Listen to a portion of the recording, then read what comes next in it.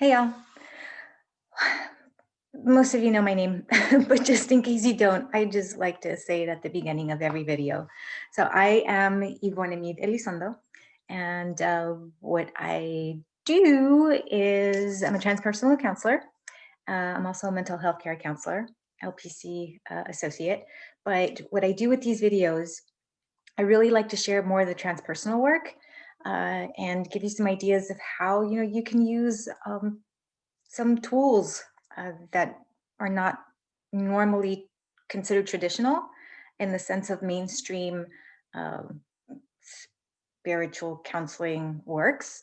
And so I really like to bring those to the forefront and see if you enjoy them, because I really enjoy them. So some of these tools are witchy, astrology, occulty, tarot, uh, pendulum, palm reading stuff. So anyways, it's a lot of fun for me. So I like to share, what I know and what I've learned and hopefully pass it down. But anyhow, that's my little admonishment to everybody watching the videos.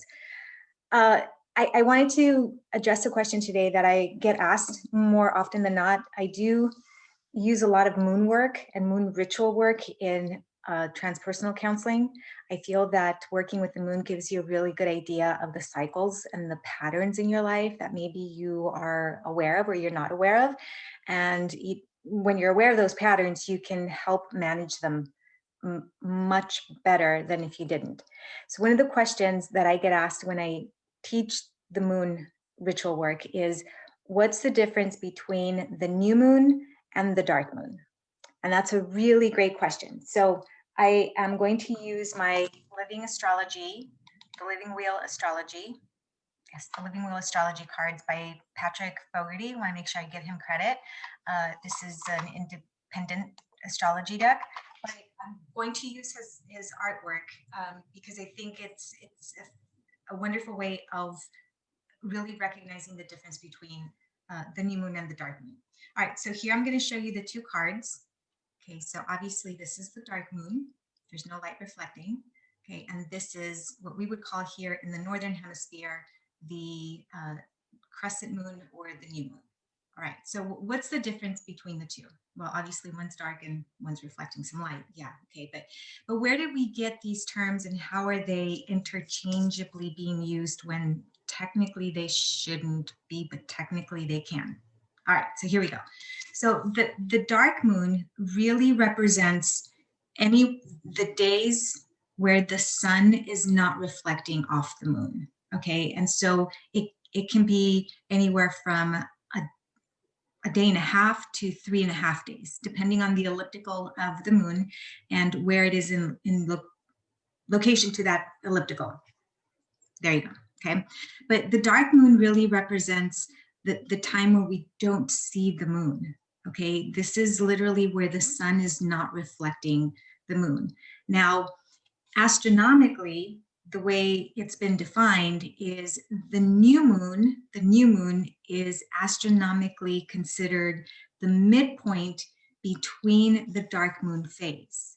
Okay, so if it's 1.5 days to 3.5 days, whichever the midpoint is, astronomically, that would be considered the new moon. However, traditionally, the new moon is not the dark moon. The new moon is when you can see the first sliver of that crescent moon, right? So, you know, the Diana's, Artemis's arrow, Diana's arrow, it's absolutely gorgeous, usually going down in the horizon right after the new moon, the dark moon.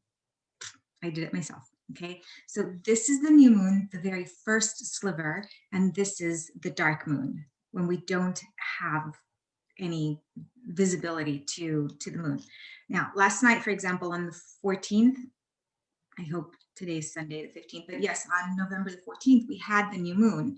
So if you looked up in the sky, we really didn't see a moon. So technically it's a dark moon. Now, depending on where it is in the elliptical, within the next few days, could be tonight, could be to, you know, a day from now, 24 hours from now. I honestly don't know where the elliptical is. I'm not an astronomer. I'm an astrologer. So, but maybe not so good one for not keeping up. I don't know. But anyways, the new moon, if you start looking at the sky within, tonight or the next few days, you will see the first sliver of, beautiful Luna. So this is the difference.